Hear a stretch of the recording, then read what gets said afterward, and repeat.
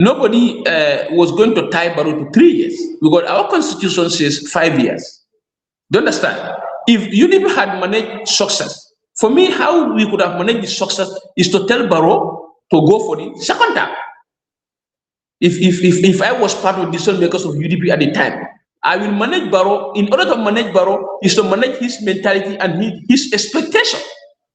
Go for the second term. Did you recognize that at the time when you were in UDP, or this is a change of position? No.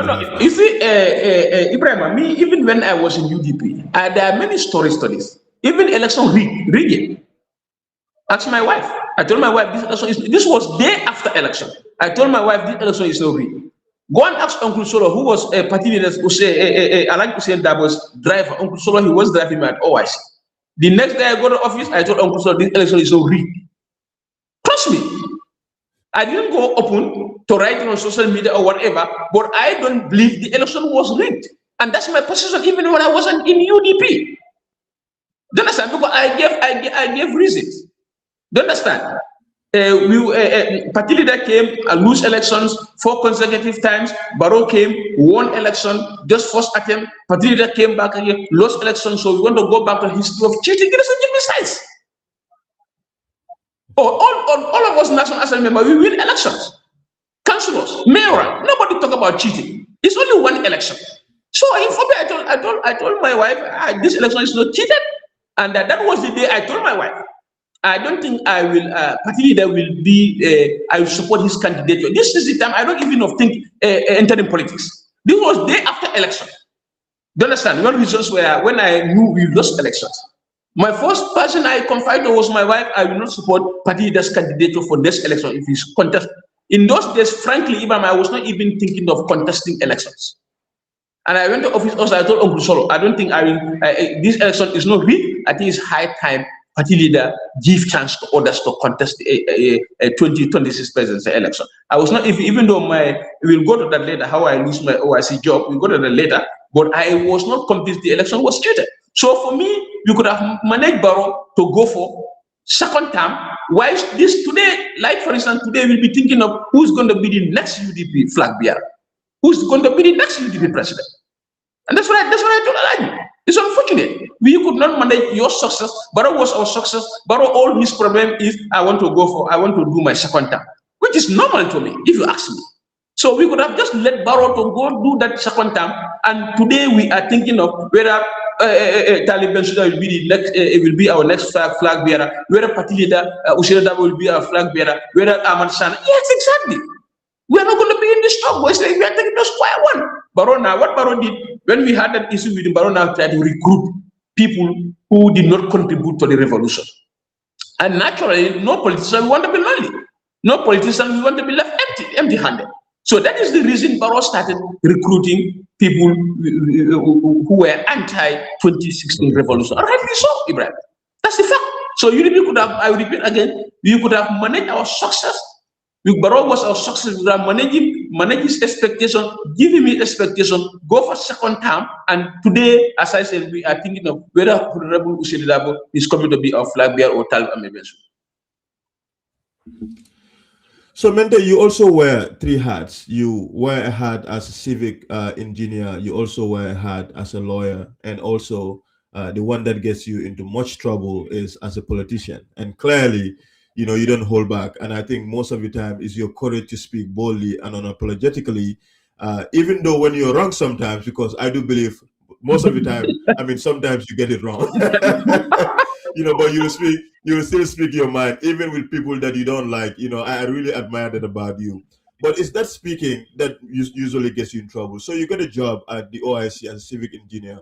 The Organization of Islamic Conference had their secretariat in the Gambia, and the president hired a group of people to sort of manage the administrative functions in preparation for what would become the biggest Islamic conference to be held in the Gambia.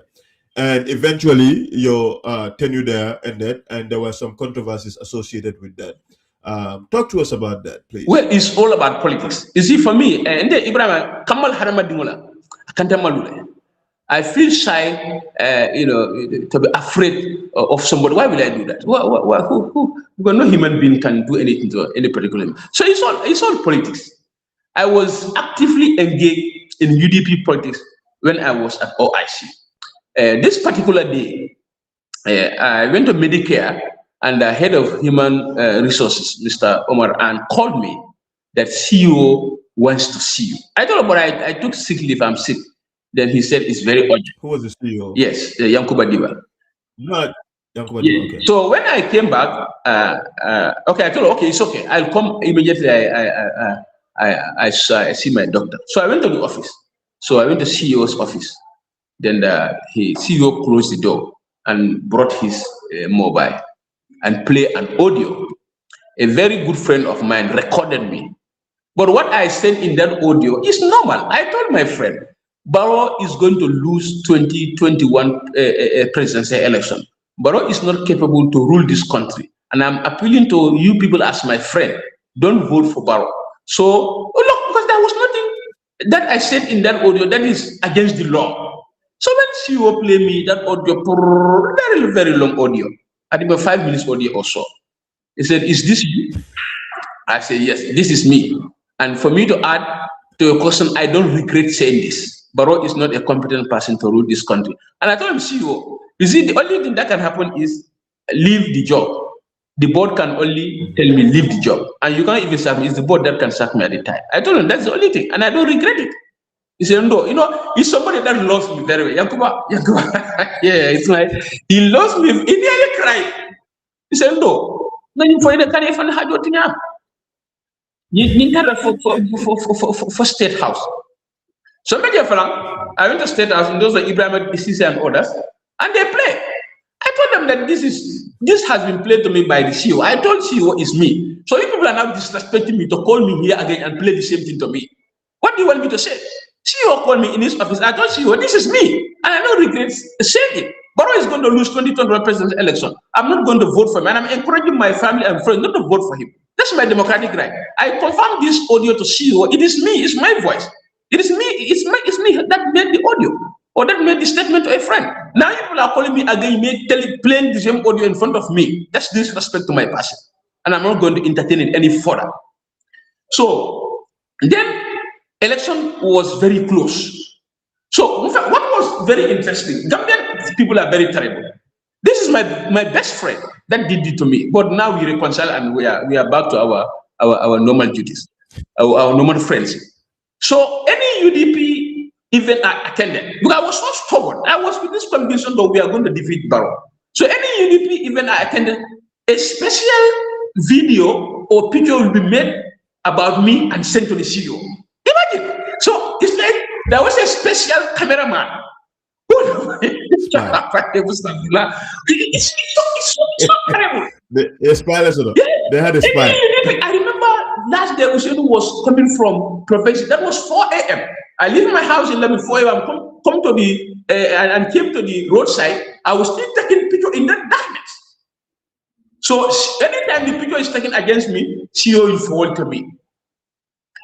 The last one was buffer zone. Buffer zone also the same thing. So there is a special photographer, special person, special spy that is, taking videos and pictures of me when I attend UDP events. The other one was how do I call it? Nomination at the Independence Stadium. So when I told me, I don't regret saying this. So now it's like CEO told me I have to go to the president. The president is very angry. But I told CEO that day, if you go to the president, CEO, it's all right to do so. But don't go to the president and appeal to the president that I said I regret what I did. You can maybe my contribution to the project, how my effectiveness to this project, to institute this project, this might be your ground of appealing to the president. But don't go to the president and tell the president, I said he's appealing to you to please allow him to remain in the job. I tell you that's not, don't say that, because if you say that and I'm called, I will go against what you have said. You can be very disappointed. So I was there, the CEO went to the president, and CEO called me in the evening. I said, Alhamdulillah, no, it could be a kind of very happy. First, I will go to the office and do my job.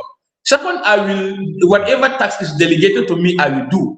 But my political affiliation, CEO, I have to be very honest to you. I cannot change my political affiliation. I'm going to support UDP.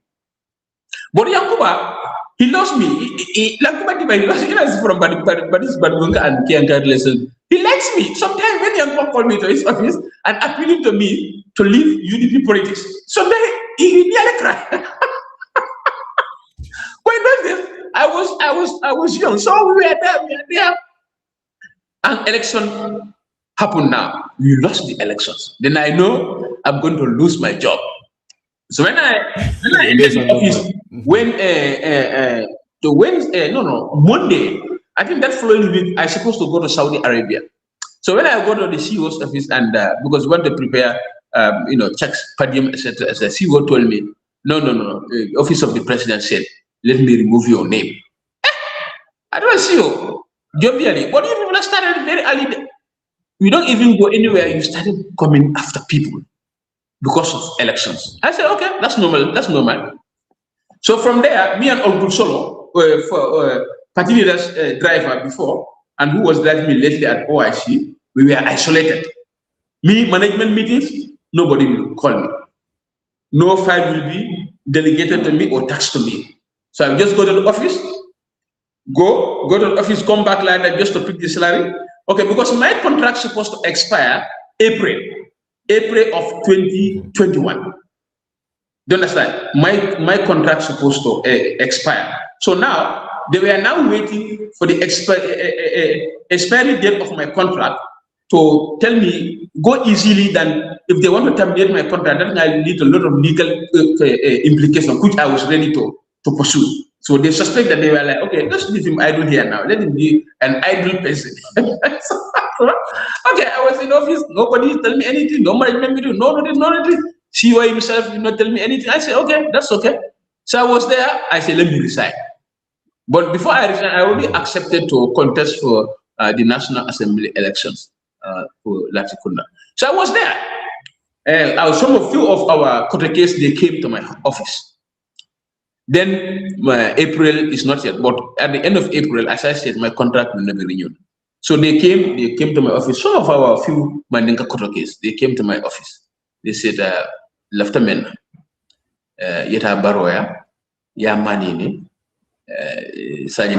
April Kane Bondi Dokwa. To say in English, we want you to go to Barrow and appeal to Barrow so that you are not going to lose your job April. But this is what I told them, Ibrahim. I told them, it's very good that you people are here and we can have a very frank conversation. Number one, what you come for, I will not do it.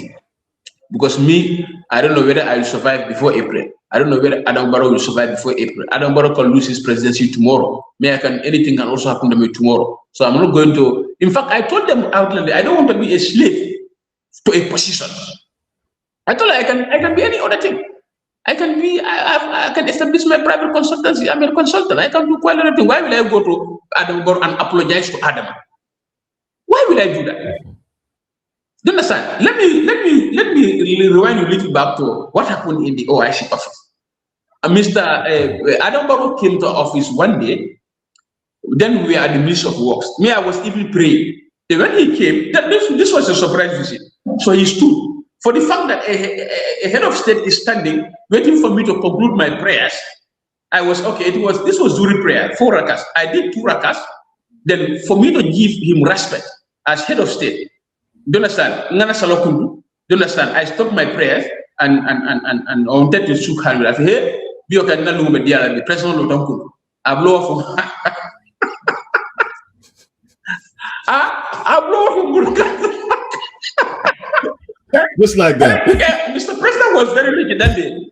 If I make a bashi, kadanyo malundino, then the bimende kala prisoner. Because I cannot accept that. I cannot give you respect. As head of state, you don't reciprocate my respect. You want to victimize me, or you want to say, it's not going to be well that day. So when I stopped my prayers, I wanted to shook hands with him. He just removed his hands from my direction. I said, this man is very angry with me. Because in those days, they feed him that this boy is opposition, this boy is undermining this project, etc., etc. And Adam is a kind of a person. He can't hold thinks responsibly in himself. As head of state, 4 rakas, I stop my prayer to 2 rakas, give you that respect, that much more respect as head of state, so that you can pass. Because you cannot pass when I'm praying. So he was the head of state, and I know he also respected God. That is why he did not cross my path. So me also as head of state, I was like, okay, let me reciprocate this just to God. Let me also stop my prayer so that I can give him respect to move. Then I blow off and go. But I blow off and go. I just went quietly. I just went quietly and sat on my desk for a local Kenya Findila. Some of our I told them, me, I didn't offend Adam. It's Adam who offended me first. He came to my office. I was praying. No blow de la blow off. You understand? So if I go to Adam now, what am I going to? It's like I cannot do that. I cannot be a slave to a position that I can be any other thing in the future just because of I've been OIC. I cannot do that. So another advice on certain things. And I told them too, you people here, you have to be very, very careful. You cannot tell the president our people are oppositions to you. Because if it is time to appoint people, the president will appoint people he feel whose villages or kinsmen are supporting him. For you people, all your strength, political strength to the president is going to be president, our people don't like you. I told them you also need to stop that. And I'm very happy you guys came to my office today to tell me to go and apologize to the president because you have a good will for me. You want a good future for me, but I declined that invitation. I told her I cannot do that.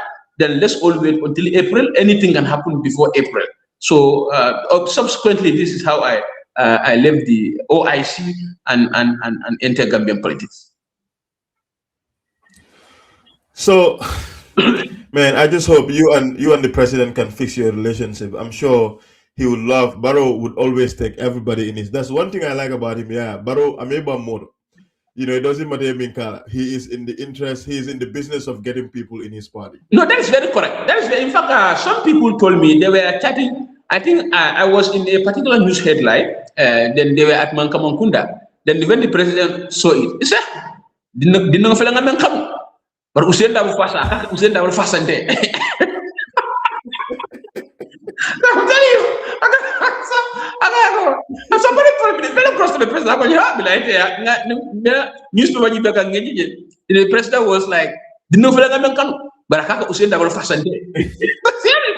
So, for party leader, I was very emotional attached to party leader. To be honest with you, the only issue I have is for him to confirm prison again. To lead the party in 2026 presidential election. I didn't know what Usain party fall in the farm. I remember my inauguration as National Assembly member in Abuko, my victory celebration. My Muna, he went to a party leader and asked him, farmer, are you my father's father?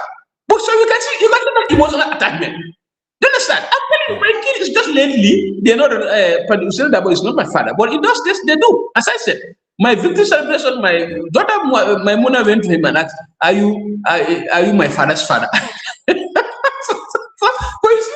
he cannot be on. You give chance to your people to contest as well. That's the only issue. It was very interesting. So when I left OIC, it was now my gratuity. You know, they wanted to delay my gratuity payment because they thought that if they pay my gratuity at the time, I was going to invest in the National Assembly election. You can see how our government can be so, so corny. You understand? But I had to go to the office, and that day was the check was right immediately. The day I told Umar An, okay, I will come because I've been telling Umar An, tell CEO to pay my bond. Since you to pay me, he said, no, they are process. I told Umar An, and the day I come to that office, my check will be drawn. He thought I was joking. Well, I go to the office in the morning.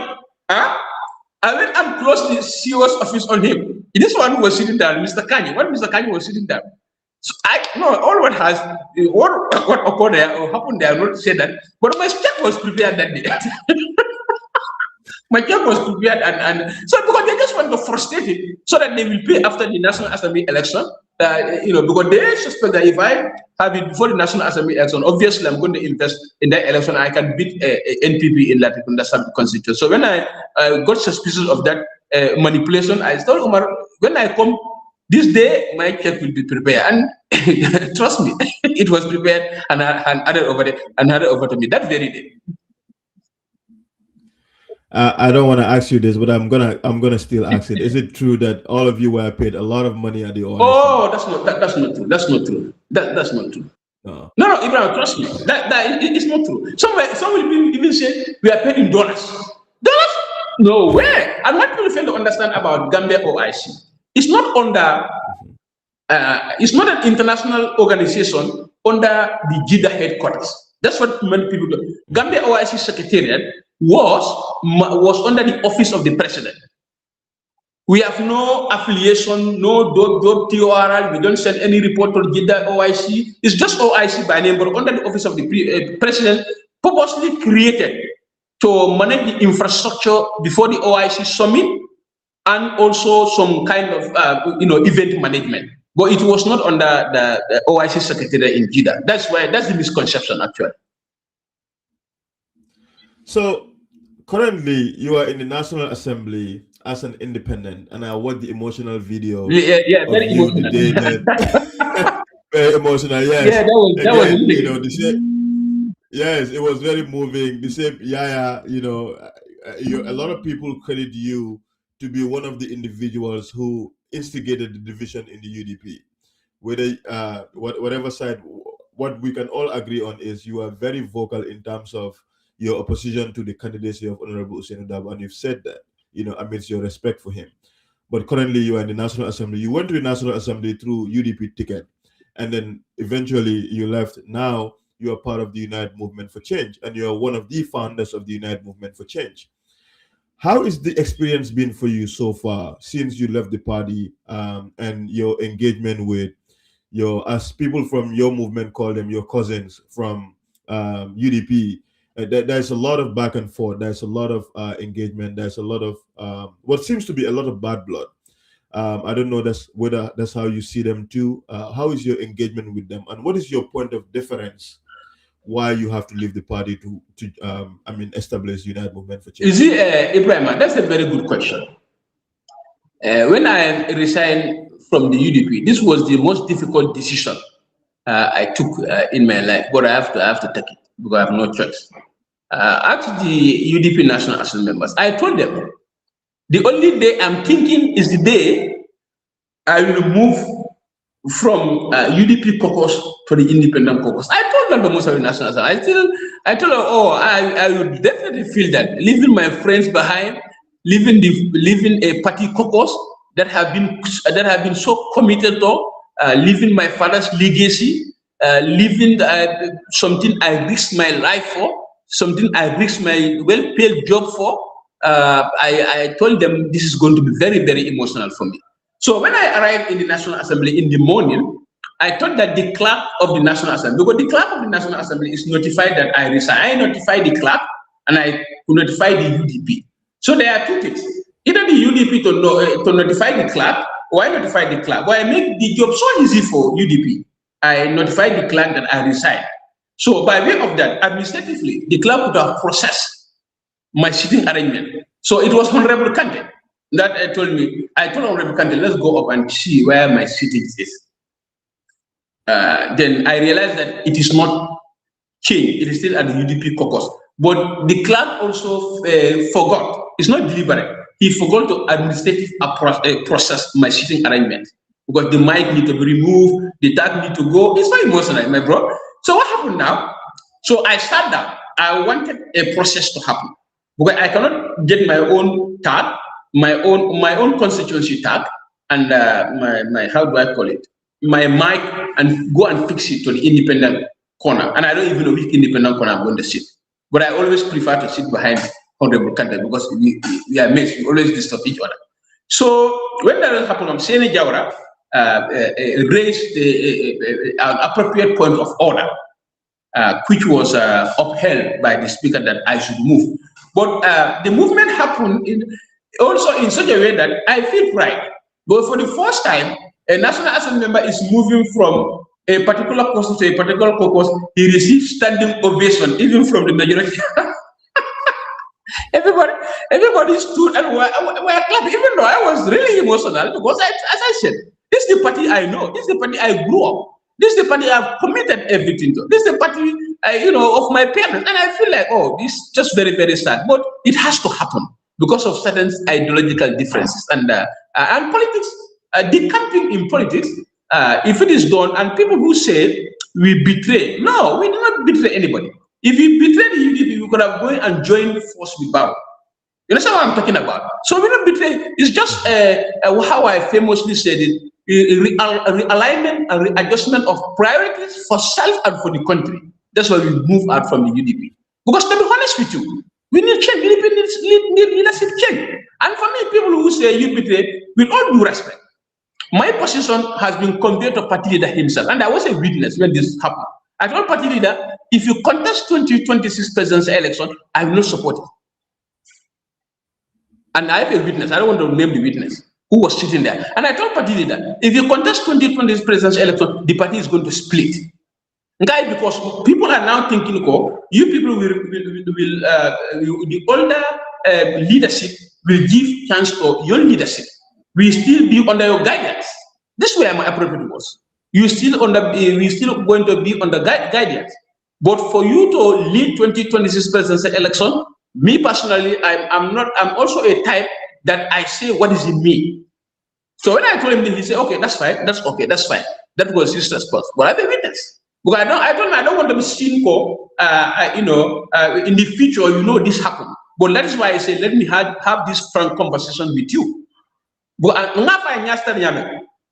Latrikunda Savage, there are two camps. Some ko Useni Yedaha, Dolgo Akane Daha. But if you are not in UDP, you tell me in those days. What I used to tell them is, it's not your business.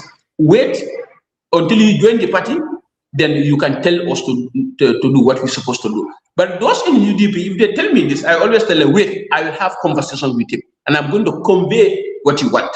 I told them, I'm a National Assembly member. When I go to the government and convey your message, so my own party will not be a problem.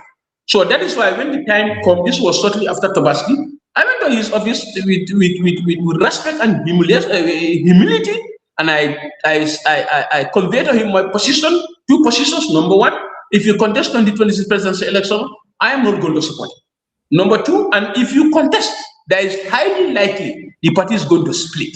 And I told him this. I have a witness who was sitting there. So I love party leader, but the only thing that I have irreconcilable difference with the party is still choosing as the flag bearer of the party, leading us to 2026 presidential election. I feel like this is risk and a big failure, and I don't think I will grab risk and failure at plain sight.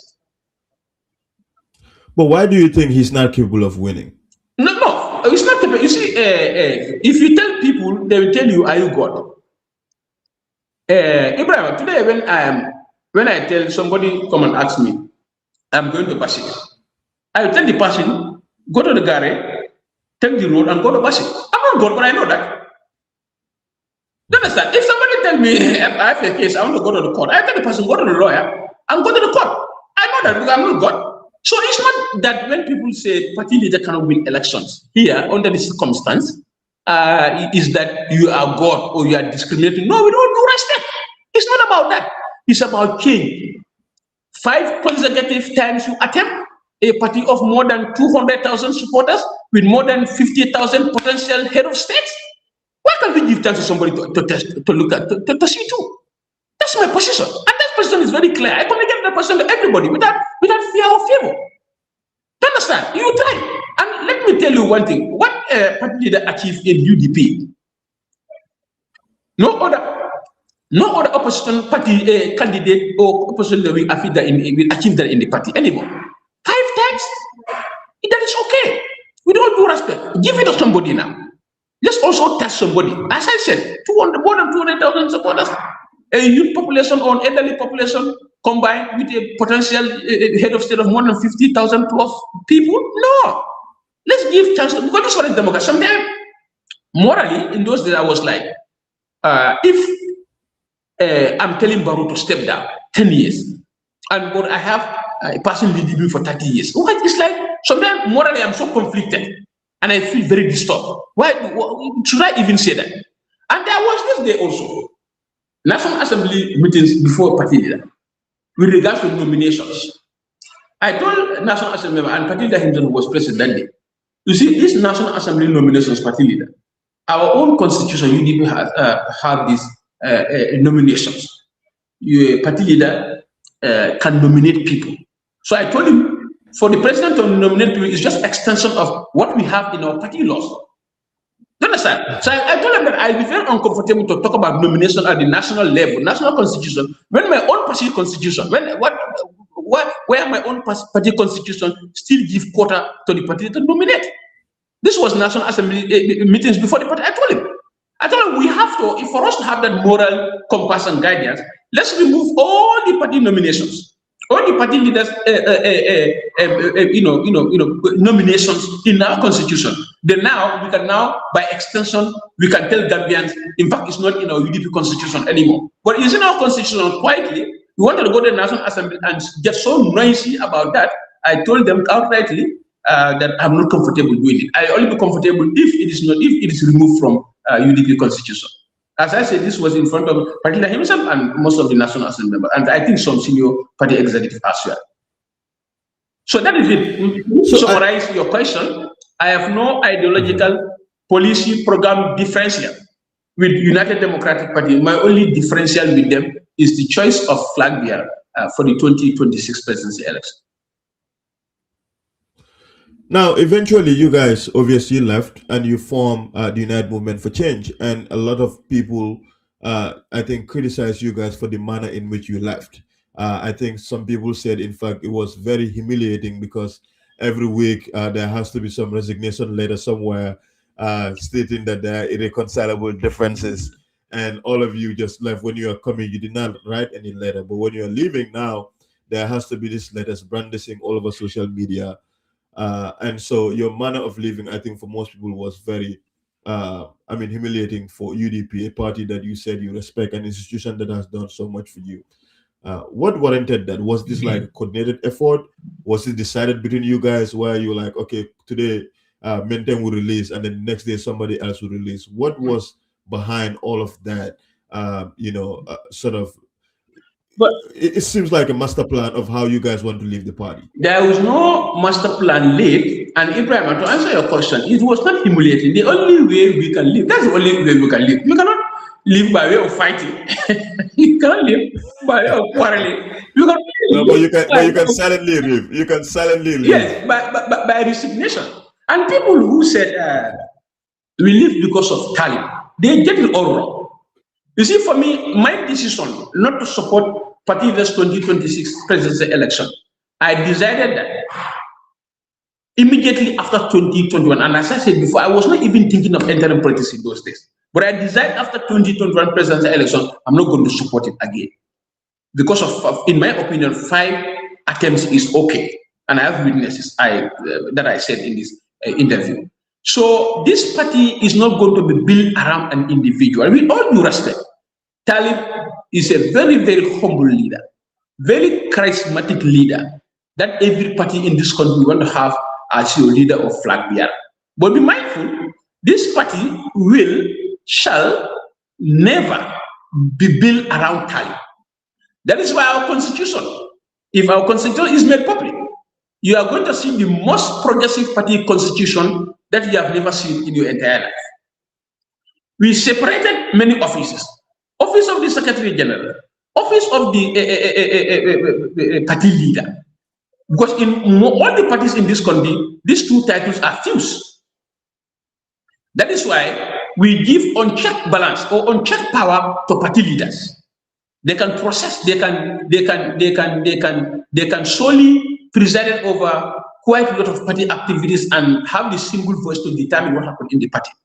So that is why UMC or Unite as a party, we are very, very careful of that. The office of the party leader and the office of the Secretary General, these are parallel. At one point, if you are even the party leader or you are the Secretary General, you want to vie for flag bearer, you have to resign. as Secretary General. So we will check the political landscape of this country. The kind of constitution we are about to produce to Gambians. I'm sure everybody, every young politician who has political ambition, either you want to be a councillor, a national assembly chairman, a minister, a president, you will surely join Unite. But we are very careful of that. So it's not about Talib.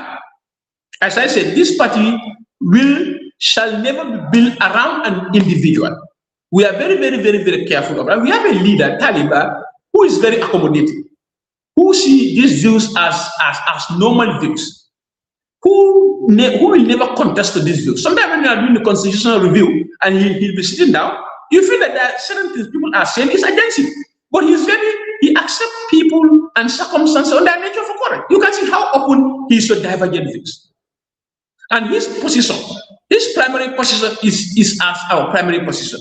The party is not going to be built around an individual. Because these are the experiences we have seen in many Gambian opposition parties, many ruling parties, and Talib famously called. That is why APRC is no more APRC, PPP is no more PPP, NCP is no more NCP, UP is no more UP, and UDP will not be UDP after Usinuda. Do you understand? So this is why we should be very careful. NPP, after Adam Barrow, NPP will be the same. But when a party is institutionalized, it's institutionalized around every member of that party. So that's why in Unite, everybody is a potential councillor, everybody is a potential head of state, everybody is a potential mayor, and everybody is a potential National Assembly member. Because our constitution has provided it. Do you understand? So we are going to be very, very different. We have come to shape the Gambian landscape by way of progressive policies and progressive laws. Our manifesto will soon be out for public, and I'm sure our constitution will soon be out for public concern. But I can tell you, let me preempt that to you. Office of the flag bearer, office of the Secretary General of the party, office of the party leader. These are parallel three lines. Trust me, they can never meet. And one cannot have undue influence on the other, because there are also some serious checks and balances, presiding over all of that. Ibrahim. What do you say to people who, in fact, characterize you guys at UMC as an extension of UDP, considering that the only reason why you left is because you want power? Dabo wants power, UDP wants power, Barrow has power, UMC also wants power, and it's because of, in pursuit of that power, that you left UDP to form the UMC. And so, in terms of fundamental difference, one could argue that there is not, in fact, a lot. Is in pursuit of power and more power while you left. And so, how do you guys balance that to ensure that that is not, in fact, the reality that a lot of people are accusing? I mean, what a lot of people could be accusing you guys to be an extension of UDP. You see, Ibrahim, if it is about power, we are going to join power. If it's about power, we are going to join power. Do you know how many times Talib Ahmed Bensouda has been approached by NPP bigwigs, the president and other people, to join the party? If it is power, we are going to join the power, to have power or to achieve power. But this is about principles. This is about principles. It's not about power. It's not about. In fact, imagine you coming to start a party at scratch. Right now, I'm sitting in our national headquarters now. We just put up the tables, we just put the chairs, and more impressed about this table, when we had the first meeting and we want to order tables for the bureau, Lord Mayor Talib insisted that the table must be locally produced by local carpenters. I thought some of us thought this was impossible. All these beautiful tables you see in our bureau are because he said our policy. One of our policy direction as a government will be to enable local production. So we have to start now if we are serious. This is why I use exact words. Do you understand? So some of us at the time thought this was impossible. But trust me, after we get quotation from few carpenters, the kind of tables we have in the office here, we have in our bureau, a national headquarters, is no different from the one produced in Portugal, in America, in England, or in Mexico. The same thing. So he said, if you are serious as government, as opposition, let's try to experiment local production. Let's try to give quality to local carpenters as well. And we did it, and we've been very successful. So Talib is very accommodating, he's very open, he's very charismatic, he's very innovative, he's very, very creative. I can tell you that for sure. Do you understand? So it's not about power. As I said, if it is power, we are going to use power. We are going to join power to have power. So we are starting everything fresh. Party constitution, party manifesto. Recently, I visited the LRR, putting structure in all the villages. 10 days, I was all over LRR. I have visited every single village, every single hamlet, every single farmstead in LRR. 160 something villages. Imagine that, look at that suffering. How can that be power? How can that be looking for power? Understand? So that's a misconception, and what they don't want to say is we live based on principles. And the UDP, let me tell you one thing: UDP before 2026 is against anti-dictatorship, is against human rights, but now I don't think that is the focus of UDP. Why do you say this that? Is the party? Yes, this is the party that was seriously against dictatorship. This was the party that was seriously against human rights abuses, tortures, etc., etc. But after 2026 presidency, after 2016, they have lost the direction, and that's the fact. That is exactly the fact. So it's not about power. How can you leave power and you go and start everything fresh? I'm telling you, anything about UMC now is fresh. Bank accounts, we don't even have money. Everything is fresh. Structures, everything is fresh. Manifestos, constitution, still building. How can those people be looking for power? It's impossible, Ibrahim. We are not looking for power. What we are looking for is a better Gambia. What we are looking for, strict term limit for all opposition and ruling government. What we are looking for is to contest 2026 with seriousness. Is to contest 2026 presidency election with seriousness. Because Gambians are yearning for change. We are listening to Gambians every day. We are listening to the concerns and problems of Gambians every day. That is why we have a delay in producing our constitution and our manifesto. Because you first have to listen to people, because our constitution is going to be people-centered. Our manifesto will be a policy that has come to change the life of Gambians. That's why we listen to Gambians, calling Gambians, inviting Gambians, listening to them, and they give us their perspective as both for our manifesto and our constitution. Ibrahim. So what is your overarching goal for 2026 elections? What angle are you guys going to go with? Because I mean, I'm not I don't have mystical powers or supernatural powers to predict the future, but it's unlikely, standing by yourself, that you guys are going to win elections. We've never seen single parties win presidential elections in the Gambia. So I'm pretty sure there are ongoing conversations about what could potentially be a UMC and other parties partnership or coalition going. What is your angle? What are you guys looking at for 2026? What is your overall goal? Well, one thing, two things I will tell you, record them. Barrow is going to lose 2026 presidential election. And UDP as a party will be very irrelevant in UDP in 2026 presidential election. A force will emerge, including the UMC, or including Unite as a party, that is going to dwarf both these two political organizations and claim the presidency. Right, that please. Wait, how would UDP become irrelevant? UDP still has a lot of numbers going into December elections. Yeah, the numbers, as we call in physics, are very negligible numbers, not good enough. And one thing I will tell you, Ibrahim, UDP has declined to slightly above 150,000 voters or slightly below 150,000 voters. Record this as well. That's the serious electoral decline that UDP has faced right now. As I said, they are slightly above 150 or slightly below 150, and this is the fact. This represents about 12 to 13% of next presidential election. So why I say this? Gambians want change. I can tell you that for Gambians want change, and UDP is not their option. NPP is not their option. This is what is happening in this country. I went over and I'm listening to people. I'm hearing from people. I know that it change in 2026, but count UDP and the NPP out of this game. This is what is going to happen.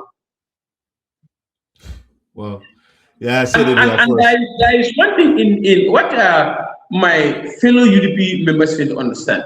there is no single family intact for UDP in this country now. In those days, like my family of 4, 5, we all vote for Husseini in an election. But this time around, either 3 will vote for, 1 will leave, 2 will vote for, 2 will leave, or in some serious situation, both the 3 will leave and only 1 will vote. So there is no family intact to vote for UDP in 2027. So that has contributed to their serious electoral decline in 2026 presidential election. We will certainly win 2026 presidential election, inshallah, no doubt about it. The governments who are going to vote, and governments they want change. Yeah, I mean, I think my only point of difference is that I think UDP is still formidable. I think if anybody wants to make, I'm not disputing that fact. They are formidable. 150,000 vote or slightly below is still a very good number. Yeah. As an opposition party, they are very formidable. Nobody is going to, and also they are very organized. They are structured everywhere. That's a qualification you can never deny UDP of. You can never do that until funny has the other. Do you understand? But never good enough to win presidential election. Trust me, it's not going to happen. Talib, you see, Talib. One thing about Talib, Talib is a very lucky politician. There is no village in this country that doesn't know about Talib. I went around in other villages. You'll be very surprised. There are some villages in this country. They don't know Usainu Dabo, they don't know Ahmed Ba, they don't know Mama Kande, but the only 2 politicians that are all over this country, every village you go is Talib and Ahmed Adama. Adama Barrow by virtue of being a president, Talib because he's popular. This is what I realized when I told entire LRA. Talib is all over. Talib and Barrow name every village you go, because we provoke that kind of questions to the people we had conversation with. Some they don't even know. And if you tell people that you are crazy, how is that possible? Well, that's the fact. But Talib is known everywhere because he's a popular politician. Barrow is known everywhere because he's the president. So that is why I'm very impressed. And I've never been more hopeful about the future of Unite to rule this country than I am today. So finally, yeah, politics of insults, politics of personal castigation, politics of personal attack. Since you guys left, I'm sure you've been subjected to it. I've listened to audios of people attacking you. You've also always been very tolerant. Where do you get that from? How do you accommodate all these individuals that sometimes make it a point to constantly attack you, to constantly personalize issues with you? And now at UMC, it seems there's a constant back and forth between you guys and the party that you left. And I think recently there is somebody else who resigned from UDP to come to UMC. I think his name is Bob something. I forgot the last name. And I've seen some messages online. People are attacking him, calling him names. But what is your opinion about this sort of politics? Well, Ibrahim, is politics of insult, politics of misinformation, politics of tribalism, and the politics of criticism, unnecessary criticism. You can criticize, well, let it be constructive criticism. For me, you see, many people don't know me. I remember when I was studying abroad, National Taipei University of Technology, the Indian student, the Panama student, in the Indonesian student, they used to tell my colleagues, why is you always laughing? Is he always happy? So, I'm telling you, these are people, especially David from Panama. He'd be like, you're always laughing. Are you always happy? I say, yes, I'm always happy. Why will I have? So people don't understand about me. For me, I'm a kind of politician that I don't open audios. If you insult me, audio you send to me, I will never open it. If you send me a message, I know you are a very distasteful person. I don't open your message. Anything that criticizes me as a politician, I don't listen to it. And my Facebook is one way. If I post, do your nonsense comments, I'm not responding to any comments. And I only delete comments if you insult me, and I block you subsequently. But if your criticism is just open to criticize my policies, my direction, I don't care about that. But what I don't accept on my Facebook wall is to insult me. I don't accept that. If you do that, I delete your comment, and after deletion, I push you to the blockade list. You understand? So Gambians should change politics. We should talk about issues that's affecting people. Talib has been saying this on and on and on and on. Let's talk about issues. Let's leave passions. Let's leave character assassination. It's not taking us anywhere. But populate your TikTok group call, populate your WhatsApp group call, and insulting the whole world. Huh? Criticizing what the imam say in the mosque. Insulting the imam because what he said in the mosque. Insulting the pastor because what he said in the church. Insulting musicians on how they even compose their songs, Ibrahim. It's unacceptable. We have to be tolerant. We have to know Gambia belongs to everybody.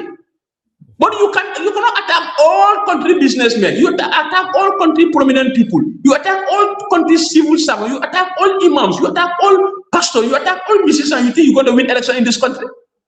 Yeah, just wasting your time. So we can be moderate.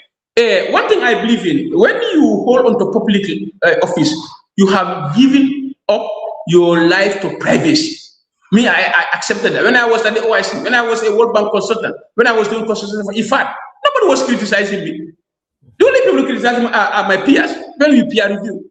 But the whole country was not criticizing me. So when I entered politics, I realized that now I have given up my life or my right to privacy. Now everything will be at public glare. I have to accept criticism. But you can criticize people, don't insult them. Don't talk about their background. Don't tell he has one eye. His head is small. He's crippled. He's left-footed. He's right-footed. He's big stomach. What nonsense? what nonsense is that? When you have issues affecting, look at illegal migration. How many Gambians died? But most of these political commentators in some party groups, they will never talk about how more than 400 youths died in two separate tragedies. Rather, nobody is writing about that. They always say, Honorable Yahya Menteng, lately they said, Honorable Yahya Menteng, I left UDP, I lost weight. they don't know. I have started weight journey 1 year ago. Yeah. I have started losing weight. My weight loss journey started some year ago. And thank God that they are talking about it. So it means that I'm very proud of myself. Yeah. That I have achieved what I want to be achieved. But how about my weight, my height, my head, my chewing gum? They say he always chew gum. Kuita blado para singo nga ajumala post je wandi fa kuita blado. I saw that song. I heard that song. Imagine that, Ibrahim. Why is that taking Oscar? Yeah. Why is that taking Oscar? That's not taking Oscar anyway. So we have to change, especially some of these political commentators. And lately, why I feel so bad about my former party, people who are conducting television interview on behalf of my former party is very sad. Face of this great party, face of this party that our parents suffered for. These are the few elements now presiding, doing TikTok interviews, all over, and it's not going to take us anywhere. Let's talk about issues. Let's talk about youths. Over 400 youths lost their life in two separate boat tragedies. Look, let's talk about the cost of living. Let's talk about high, government failing projects. Let's talk about the high bill of quantity government is implementing its project suite. Let's talk about trade issues. Let's talk about regional integration. Let's talk about foreign policy. Let's talk about the less qualified and less incompetent ambassadors this government puts all over the world. These are our issues. But Ibrahim Sonko has big head. Ibrahim Sonko cannot wear dress properly. He's not well dressed. He's not this. He's not that. Ibrahim is not going to take us anywhere. So I'm appealing. And for UMC, we are very, very careful of that. We've already sanctioned 1 or 2 persons, and we will continue doing this. And at one point, we are going to be the first political party that will expel a person because of misconduct. We want to bring sanity into Gambian politics. We want to change the dynamics of politics. We want to set a new trajectory as far as Gambian politics is concerned. Politics of insults, politics of misinformation, politics of tribalism, politics of criticism is necessary when it is a necessary criticism, but just kind of foolishness. Some kind of reckless comments about public figures is not going to take us anywhere. So UMC is here to change Gambian politics, and we are very hopeful that Gambians we have over close to 200,000 probably registered voters with us right now who are all very interested to join the movement. And on daily basis, people are moving. Like for instance, last time Talib we conducted an interview. A Gambian former head of state, a Gambian former minister called me. You know, Honorable, I've been watching Gambian politicians, but the only politician I'm impressed during interview who talk about issues, who understand governance, is Talib Ahmed Bensouda. I'm telling you, this was Gambian former minister. You know, when Talib sit before journalists, he talk about issues. He even understand governance very well than most of the political leaders in this country. And by way of that, he said he's considering joining the movement. So we have really that impressed people. Anytime he appear before any interview, that's talk of it. Look at the New Year speech. Huh? Some party leaders and the president delivered their New Year speech. I was hopeless. I said next year will be a very bad year for Gambia because of the kind of speech they gave. But when I listen to Talib, I become hopeful. I become hopeful. Yes,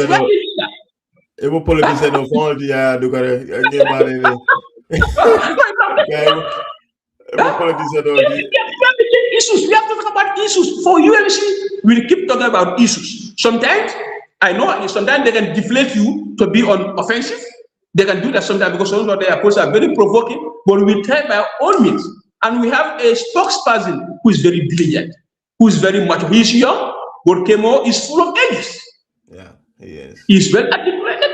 He can present himself well in public forums, and that is what we need. I'm not saying that other party spokespersons are terribly bad. I'm not saying that, but I'm very proud of my spokesperson. So this is what we need to do. We change narratives, we change thinking, we change politics, we change party policies. We have to change our party policies and our constitutions first before we can attack the national constitution. That's my message to all political parties in this country. Let's sanitize our party policies and our party constitutions first before we dare to attack the national constitution. Yeah, Baraka man, nyela man so den almame kununko na kata diwan. Oh, it's my mentor. You know, I call him Prof. Anytime we meet, I tell him Prof, I bow down in humility. He's a serious professor, man. Almame blind. No. I feel one thing about Almame. I am very proud of Almame. I worked with him at OIC for 1.5 years. Almame has a lot of ideas. He has I'm so impressed with him. He has a lot of ideas. He's very creative, and I am very, very proud working with him, and that's why still I call him Prof. I bow in humility. You know. Yeah, I grew up. Ibrahim Fama, and in Bingi, may he so rest in perfect peace. It's very sad. When I went home last week, I was very emotional. Ibrahim, I was very, very emotional. I was very. I know that Mambakadi Trasokono, Mankuro Jamba Trasokono, Mangjabon Trasokono. Oh, I was like, Moy Hakil Dunia Lavana, you know? Yeah. You go home, you don't meet Masana, you don't meet Korojamba, you don't meet Bakadi. It's so quiet. I'm telling you. It's so quiet. It's very, very sad. But may they so rest in perfect peace. We are very close family in the full disclosure of facts. Ibrahim is my son, even though he's higher than me now. But he's my son, and we've done a lot of things together when we are at the university. And I'm also very proud of your ambition, Ibrahim. But keep pursuing it. The sky is the limit, okay? Thank you so much, man. I appreciate it. Thank you, man. Thank you very much.